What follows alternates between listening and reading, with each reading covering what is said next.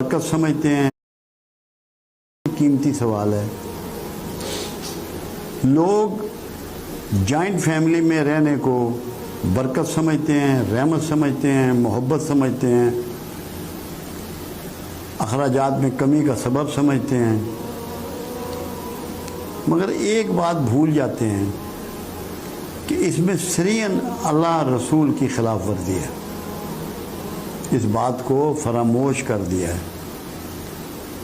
کیونکہ joint family میں اکثر بھائی ساتھ رہتے ہیں، کبھی کبھی کوئی بہن ساتھ رہتی ہے، کسی کا چچا ساتھ رہتا ہے۔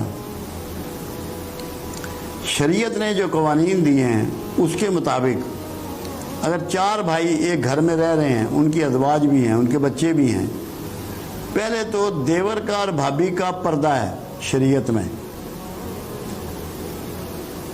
ایک ہی چھت کے نیچے 2 نامحرم نہیں رہ سکتے، یہ حرام ہے۔ دوسرے نمبر پہ جو دونوں کی اولادیں ہیں، قرآن کہتا ہے چچا کی بیٹی، ماموں کی بیٹی، خالہ کی بیٹی، پھوپھی کی بیٹی سے تو نکاح کر سکتا ہے۔ تو جنرلی ہمارے ہاں جو رشتے ہوتے ہیں چچا کے، پھوپھی کے، خالہ ماموں کے گھر ہی ہوتے ہیں، بہت کم۔ اب تو زمانے میں تقسیم بڑھ گئی، دور دور لوگ چلے گئے، ملکوں سے باہر چلے گئے، تو کوئی اس میں فرق آ گیا، مگر شروع سے یہی چلا آ رہا ہے۔ آپ کی وہ بچی جس کا نکاح اس کے چچا کے بیٹے سے ہو جانا ہے، وہ بھی اسی گھر میں رہ رہی ہے، اور جس سے نکاح ہونا ہے وہ بھی اسی گھر میں رہ رہا ہے۔ اگر وہ اس کا محرم ہو تو پھر نکاح تو نہیں اس سے ہو سکتا۔ اس کا مطلب ہے کہ وہ دونوں بچے، بیٹی بھی اور بیٹا بھی، ایک دوسرے کے لیے نامحرم ہیں۔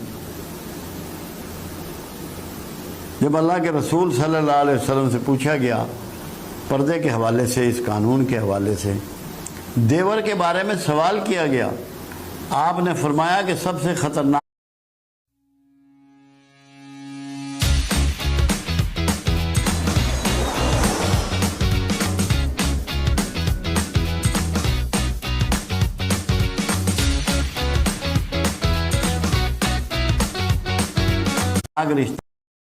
رشتہ وہی ہے۔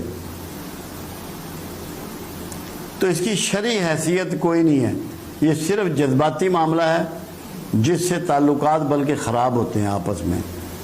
آپ صرف والدین کے ساتھ رہ سکتے ہیں جوائنٹ، ان پہ کوئی محرم کا، کوئی حرم کا تعلق نہیں ہے۔ باقی آپ کسی کے ساتھ، چچا ہوں، بھتیجے ہوں، بھائی ہوں، ان کے ساتھ آپ نہیں رہ سکتے، شرعاً یہ جائز نہیں ہے، کیونکہ ایک ہی چھت کے نیچے نامحرم نہیں رہ سکتے۔ کاش ہماری سمجھ میں یہ بات آ جائے۔ اسی لیے دیکھیں، اسلام نے تو کمال ہی کر دیا۔ جب باپ فوت ہو جاتا ہے، امیڈیٹلی اللہ تعالیٰ اس کی جائیداد بھائیوں میں، بہنوں میں بانٹ دیتا ہے کہ جاؤ اپنی اپنی جگہ جا کے رہو، اکٹھے مت رہنا، خرابیاں جنم لیں گی، بہت سی اخلاقی برائیاں جنم لیں گی۔ اخلاقی برائیوں سے اسلامی معاشرے کو بچانے کے لیے، خرابیوں سے اسلامی معاشرے کو بچانے کے لیے شریعت نے یہ احکام نازل کیے۔ ہم لوگ جذباتی طور پہ اس کو اپنائے ہوئے ہیں، شرعاً یہ جائز نہیں ہے۔ اس کی احتیاط کرنی چاہیے۔ اپنے گھروں میں میاں بیوی اور اس کے اپنے بچے ہونے چاہیے جو سب ایک دوسرے کے محرم ہیں۔ ساس سسر بھی محرم ہوتے ہیں۔ اگر ایک شوہر کے نکاح میں 2 بہنیں ہیں تو وہ ایک بہن محرم ہوتی ہے اس کی، کیونکہ اس سے نکاح نہیں ہو سکتا۔ مطلب آپ دینی طور پہ یہ سمجھ لیں کہ کون محرم ہے اور کون نامحرم ہے۔ بہت سے نامحرم اکٹھے نہیں رہ سکتے، یہ شرعاً جائز نہیں ہے۔ اس لیے اکٹھے رہنے کی کوئی اسلامی حیثیت نہیں ہے، یہ جذباتی تعلق کی ایک بات ہے۔ اللہ ہمیں سمجھ عطا فرمائے۔